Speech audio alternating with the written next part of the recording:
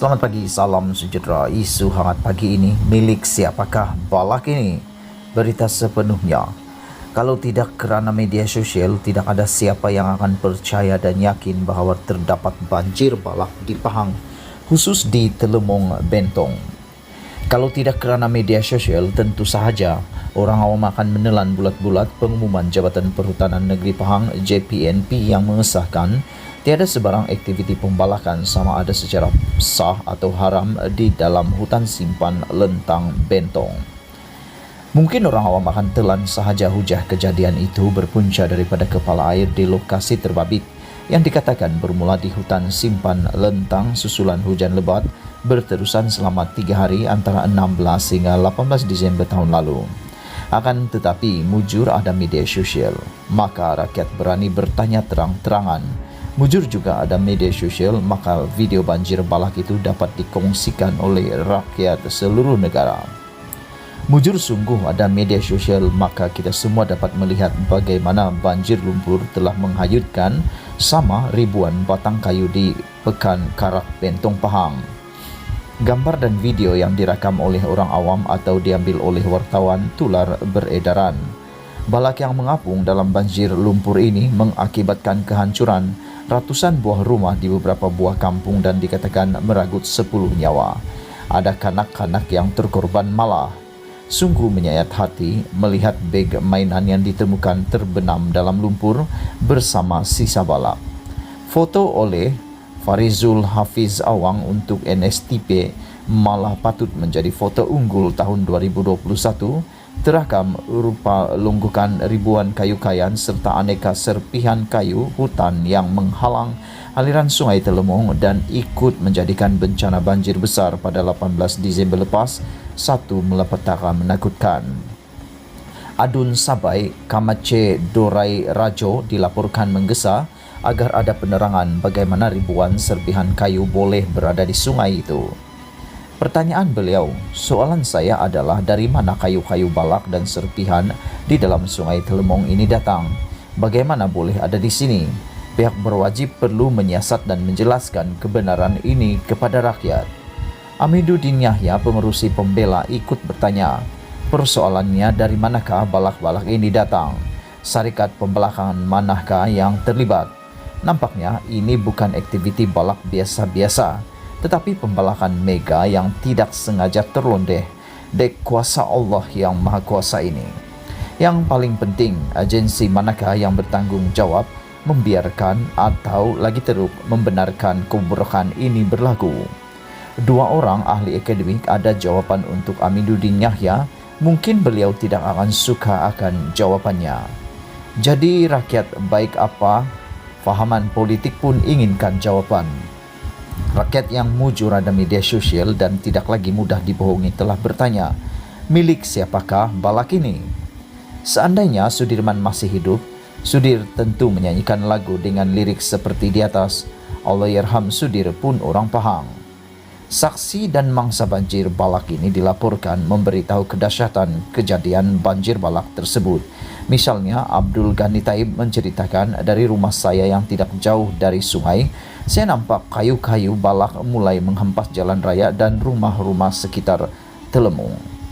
Kalau kita menerima bulat-bulat dakwaan bahawa kepala air penyebab banjir besar di Bentong tersebut, kita rakyat yang mujur ada media sosial tak hadam begitu sahaja bahawa balak itu muncul secara kun fayakun. Balak melanda rumah sehingga jahanam ini bukan kisah biasa, bukan kepala air biasa. Tentu ada pertanyaan yang melirit dikemukakan oleh kita, rakyat yang mujur ada media sosial dan tidak lagi senang ditipu senang-senang. Kepala air satu faktor, tetapi balak itu tidak terbit tanpa semana-mana.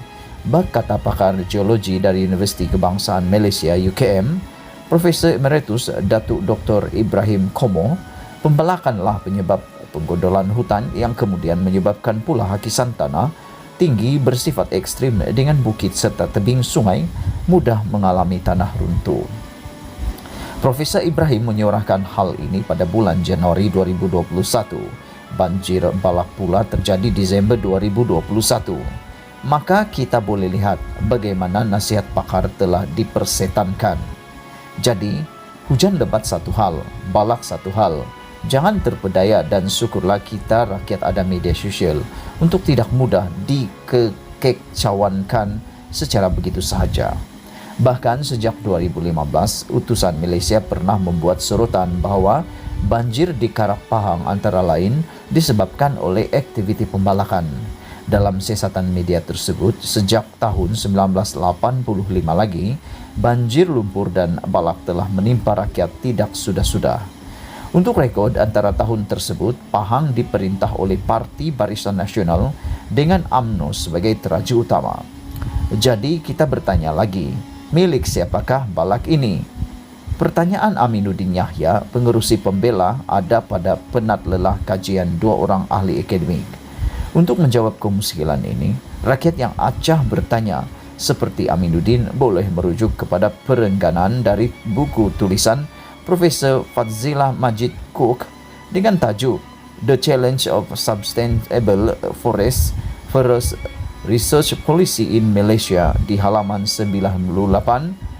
Beliau, ia tidak berakhir di situ. Profesor Fadzila ada menjejarkan hujah-hujah lain yang menjolok rasa di halaman 101. Aminuddin boleh baca jika benar ikhlas mencari jawapannya.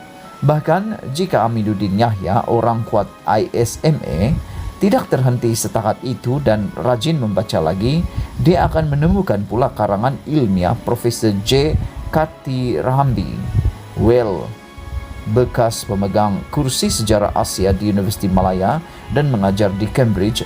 Dalam buku beliau, Nature and Nation, Forest and Development in Peninsular Malaysia, terbitan tahun 2005 oleh NUS Press, di mana di halaman 375 beliau turut menghuraikan perihal kerumitan isu pembalakan di negara ini. Disinilah menurut Karti Hambi, Wells datangnya dari Mahathir Mohamad yang pada bulan Januari 1993. Namun demikian, usaha Dr. Mahathir itu ada limitasinya. Seperti terlihat pada 8 Desember 2021 lalu, ia jelas tidak membuahkan hasil. Profesor J. Karti Hambi, Wells dalam buku beliau, Nature and Nation, Forest and Development in Peninsular Malaysia itu, khusus di halaman 375, menjelaskan serba sedikit mengapa perjuangan Dr. Mahathir Mohamad untuk membenteras pembelakan tersengkang. Aminuddin patut baca. Untuk pertanyaan yang banyak dikemukakan oleh media dan orang awam, milik siapakah balak ini? Dan untuk pertanyaan Aminuddin Yahya, pengerusi pembela itu, jelaslah jawabannya ada pada ketekunan dan keilmiahan kajian dua orang ahli akademik yang ikhlas dan jujur. Jika Aminuddin Yahya ikut baca dua buku yang saya sebutkan itu dengan hati terbuka, dia barangkali akan pusing menyokong peratifikasian Konvensyen Antarabangsa ICERD. Tapi itulah Aminuddin, itulah dia. Kedua-duanya bukan Profesor Kong Kang. Kajian dua orang profesor ini sungguh balak dan agam sifatnya jika rapi dibaca. Ya, mujur ada perpustakaan dan mujur ada buku elektronik. Mujur dua buku ini terjual di Amazon. Mujur ada pembaca muda tak kira apa fahaman politik yang gairah bertanya, mujur Dr. Mahathir masih hidup untuk kita bertanyakan kembali. Milik siapakah balak ini dan apakah yang terjadi pada bulan Januari 1993 itu?